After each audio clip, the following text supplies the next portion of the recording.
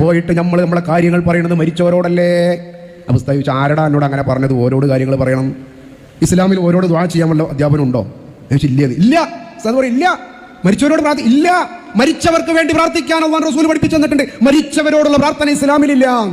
അസ്സലാമു അലൈക്കും. പ്രിയമുള്ളവരെ, ഈ വീഡിയോ നമ്മൾ ഒരു തവണ മൻസൂർ മണ്ണാർക്കാട് എന്ന ചാനലിലൂടെ ചെയ്തതാണ്. ഇതിന്റെ ഒരു അത്യാവശ്യം കുറച്ചും കൂടി അദ്ദേഹം പറയുന്ന ആ ഭാഗങ്ങളൊക്കെ ചേർത്തിട്ടാണ് വീഡിയോ ചെയ്തിട്ടുണ്ടായിരുന്നത്. ഇന്ന് ഇദ്ദേഹം പറയുന്ന ഈ ഒരു ഭാഗം എടുത്തിട്ട് പറഞ്ഞാൽ മനസ്സിലാവാത്ത, സത്യം തിരിച്ചറിയാൻ ചെവി തുറക്കാത്ത ചില ആളുകൾക്ക് ചില ഉദാഹരണങ്ങൾ കാണിച്ചു കൊടുക്കുക എന്നുള്ള ഉദ്ദേശത്തിലാണ് ഈ വീഡിയോ ചെയ്യുന്നത്.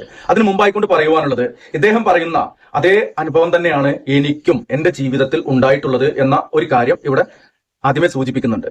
ഈ കേരളത്തിൽ അങ്ങോളം ഇങ്ങോളമുള്ള കുന്നുകൂട്ടി വെച്ചിട്ടുള്ള പട്ടിട്ട് പെയിന്റ് അടിച്ച് പെട്ടിവെച്ച് പിരിവ് നടത്തി ഉറൂസ് നടത്തുന്ന ഒട്ടുമിക്ക ജാറങ്ങളിലൂടെയും യാത്ര ചെയ്തിട്ടുള്ള ആളാണ് ഈ ഉള്ളവൻ. ഈ കേരളത്തിൽ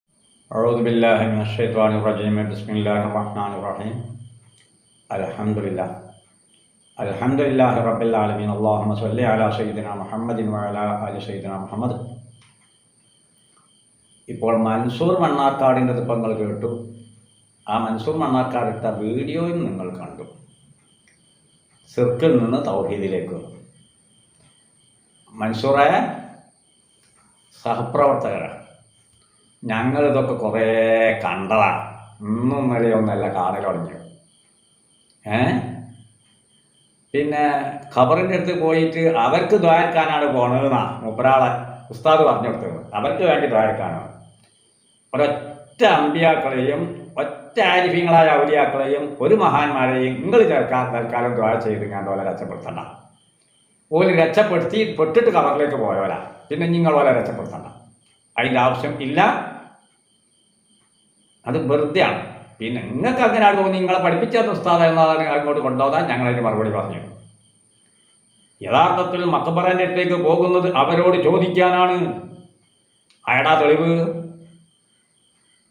അത് ഖുർആൻ തന്നെ, ഇന്നമാ വലിയക്കുമുല്ലാഹ്, അല്ലാഹ് നിങ്ങൾക്ക് വലിയാണ്. വലിയ എന്ന വാക്കിന്റെ സാരാംശത്തിലേക്ക് ഒന്ന് വ്യാഖ്യാനത്തിലേക്ക് ഒന്ന് നോക്കുക. ഒരു മന്തിക്കോതിയ മൊയ്യാരോട് ചോദിച്ചാൽ മതി. നിങ്ങൾ ഏതോ വിതയി ചിന്തയുള്ള മൗര്യാരോട് ചോദിച്ചിട്ടാണ് ഓൽക്കാണ്ടി ദ്വാരക്കാനാ പോകണമെന്ന് പറഞ്ഞത്. അതല്ല, ആടെ പോണ ഓരോട് ചോദിക്കാനാണ്. അല്ലാഹ് നിങ്ങൾക്ക് വലിയാണ് എന്ന് പറഞ്ഞാൽ വലിയ ആരാണ്? ഇനി അങ്ങോട്ട് എന്ത് നിങ്ങൾക്ക് ആവശ്യമുണ്ടോ ഇതൊക്കെ ചോദിക്കപ്പെടാൻ അർഹനാണ് അല്ലാഹ്. വറസൂലുഹു. വാവിട്ടൊരു വിഷയം പറഞ്ഞാൽ എന്താണെന്ന് ചോദിക്കുക. വാവിട്ടൊരു വിഷയം പറഞ്ഞാൽ ആദ്യമുള്ള ആശയം തന്നെയാണ് ഇപ്പുറത്തുനിന്ന്. അള്ളാഹിൻ്റെ റസൂലും നിങ്ങൾക്ക് ചോദിക്കപ്പെടാൻ അർഹനാണ്. വല്ലദീന ആമനു. വിശ്വാസികളും നിങ്ങൾക്ക് ചോദിക്കപ്പെടാൻ അർഹരാണ്. അള്ളയാ പറഞ്ഞത്. അതെന്നാ തെളിവ്? വേറിട്ടും പോണ്ട. ഇനി വിശ്വാസികളുടെ അടയാളം പ്രത്യേകമായി പറയുന്നു. അവർ നിസ്കാരം സ്ഥിരപ്പെടുത്തിയവരാണ്, സക്കാത്ത് കൊടുത്തവരാണ്, സൽക്കർമ്മങ്ങൾ പ്രവർത്തിച്ചവരാണ്. അത് വ്യക്തമായിട്ട് അള്ളാഹു തആല ഇങ്ങോട്ട് പറഞ്ഞു തരികയാണ്. എന്നാൽ ഒരൊറ്റ മുജാഹിദും നിസ്കാരം നിസ്കരിച്ചിട്ടില്ല. ആ മുജാഹിദിന്റെ നേതൃത്വത്തെ വിശ്വസിച്ചവരും നിസ്കരിച്ചിട്ടില്ല. അവർ സക്കാത്ത് കൊടുത്തിട്ടില്ല. അവർ സൽക്കർമ്മങ്ങൾ പ്രവർത്തിച്ചിട്ടേ ഇല്ല ഒരു സെക്കൻഡ് പോലും. അതിന് തെളിവും തെത്താ? നിസ്കാരത്തിന്റെ പറഞ്ഞ് 14 പിന്നെ അത് മാറി 9 ചുരുങ്ങി.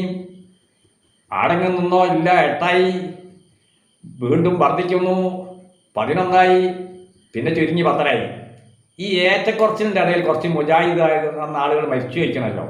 ഒന്നുകിൽ ഫർദ് കൂടിപ്പോയ കാരണം കൊണ്ട് നിസ്കാരം ഫസാദ്, അല്ലെങ്കിൽ പിന്നെ ഫർദ് കുറഞ്ഞു പോയ കാരണം കൊണ്ട് നിസ്കാരം ഫസാദ്. ഏത് മുജാഹിദ് ആ സ്വർഗത്തിൽ നിങ്ങളൊന്ന് പറഞ്ഞില്ല? മുജാഹിദിനോട് മൻസൂർ മണ്ണാർക്കാടിനോടൊന്നും അങ്ങ് ചോദിച്ചാക്കൂ. ആരെ പറഞ്ഞാൽ അല്ലെങ്കിൽ ആ വിശദീകരിച്ചവനോടും ചോദിച്ചു. അപ്പോൾ നിസ്കരിച്ചില്ല. സക്കാത്തോ? ഫണ്ട് വാങ്ങി ബാങ്കിലിടുക, സ്വന്തം തിന്നുക, വേറെ പരിപാടിയൊന്നുമില്ല, സ്വന്തം ബിൽഡിംഗ് ഉണ്ടാക്കുക, അതിനൊന്നും ആവശ്യം കഴിയാണ്ടിരിക്കണാരോ. അത് പിന്നെ ബാങ്കിലിട്ടതിൻ്റെ ബാക്കി എടുത്തിട്ട് ആ ബിൽഡിങ്ങിലേക്ക് പിന്നെ വേറെ പരിപാടിക്ക് പോലും കൊണ്ടുപോവുക. ആർക്കാ കൊടുത്തതിന് വല്ല തെളിവുണ്ടോ? ഇല്ല. ഇവിടെ കാന്തപുര വിഭാഗം മാത്രം 65 ലക്ഷം കുടുംബങ്ങൾക്ക് നിത്യശാന്തി കൊടുക്കുന്നുണ്ടെങ്കിൽ ഇന്ത്യ രാജ്യത്ത് 65 ലക്ഷത്തിലധികം ഇന്നിപ്പോൾ കൊടുത്തുകൊണ്ടിരിക്കുന്നുണ്ട്. അവർക്ക് വെള്ളമായിട്ടും ഭക്ഷണമായിട്ടും വാർപ്പിടമായിട്ടും സൗകര്യങ്ങൾ ഒരുക്കി കൊടുത്തുകൊണ്ടിരിക്കണം ആവുന്നതിൻ്റെ കഴിവനുസരിച്ചിട്ട്.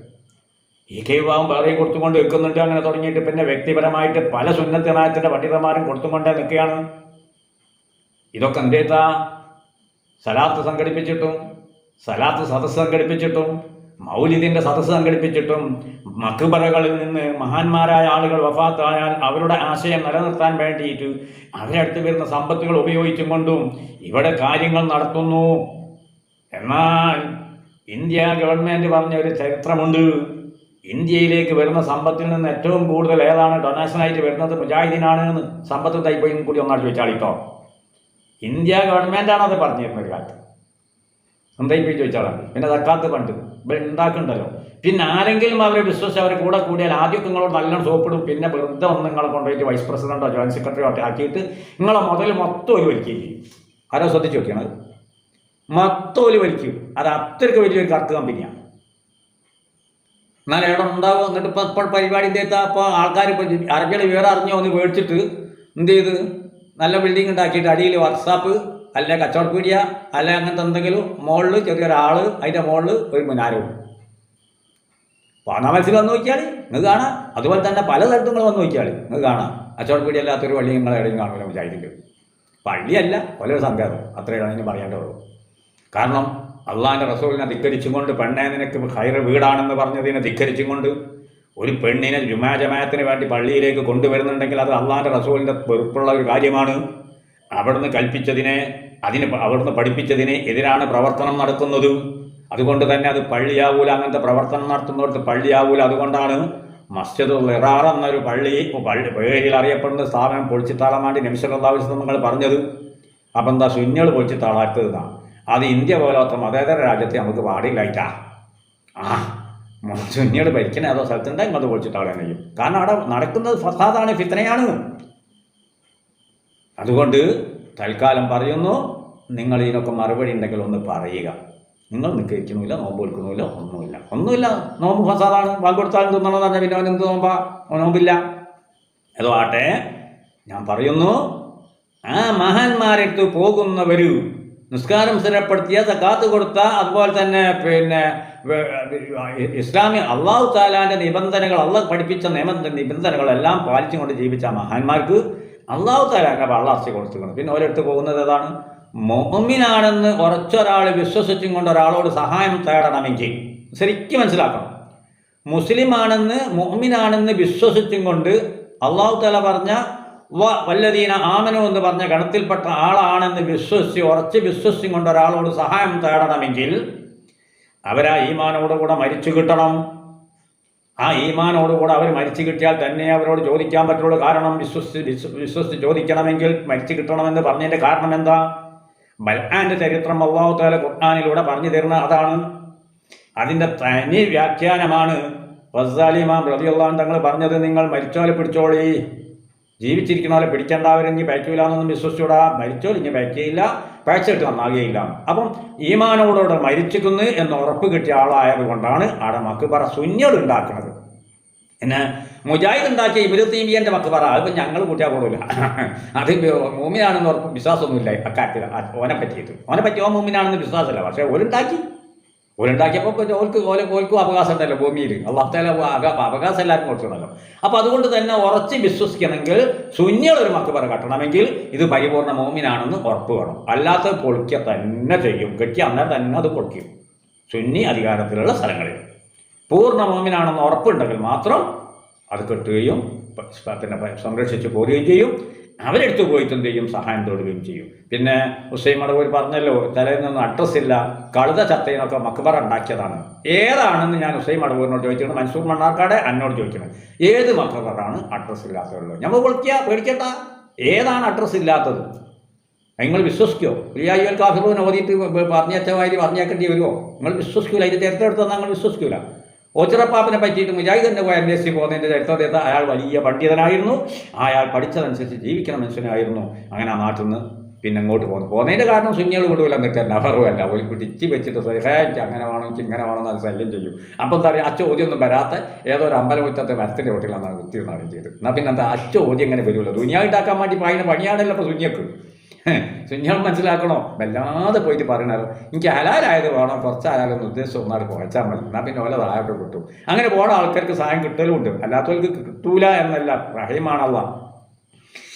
അപ്പോൾ ചുരുക്കി പറഞ്ഞാൽ അപ്പോൾ നാട് വീടയിൽ അങ്ങനെ ഉണ്ട്. പിന്നെ മുസ്ലിം നബി സല്ലല്ലാഹു അലൈഹി തങ്ങൾ പോന്നിട്ടുണ്ട്, മൂസാ നബി അലൈഹി ഇസ്ലാം പോന്നിട്ടുണ്ട്, അതുപോലെ തന്നെ പിന്നെ ഇബ്രാഹിം നബി അലൈഹി ഇസ്ലാം ബാബിലോണിയാനിയിൽ നിന്നാണ് വന്നത്, മക്കത്തേക്ക് വന്നത്. ചുരുക്കി പറയാം, അതൊക്കെ അങ്ങനെ യാത്ര അന്നുള്ളതാണ്.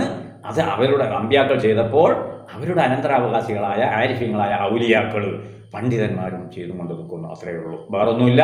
തൽക്കാലം നിർത്തുന്നു. ഇനി നമുക്ക് നാളെ പറയാനുള്ളൊരു വിഷയം ഉണ്ട് ഇൻഷാ അല്ലാഹ്. സംഘടന കുറച്ചുകൂടി ഒന്ന് ശ്രദ്ധിക്കേണ്ടിയിരിക്കുന്നു. സുന്നത്ത് ജമാഅത്തിന്റെ സംഘടന അവരുടെ പിന്നെ ഉത്തരവാദിത്വമൊക്കെ മറന്നിട്ട് അവർ വേറെ ഏട്ടൊക്കെ പോകുന്നുണ്ടോ എന്നൊരു തോന്നൽ. ഇൻഷാ അല്ലാഹ് അതിനുള്ള ചില തെളിവ് പറയേണ്ടിയിരിക്കുന്നു. സംഘടനയുടെ സ്വഭാവം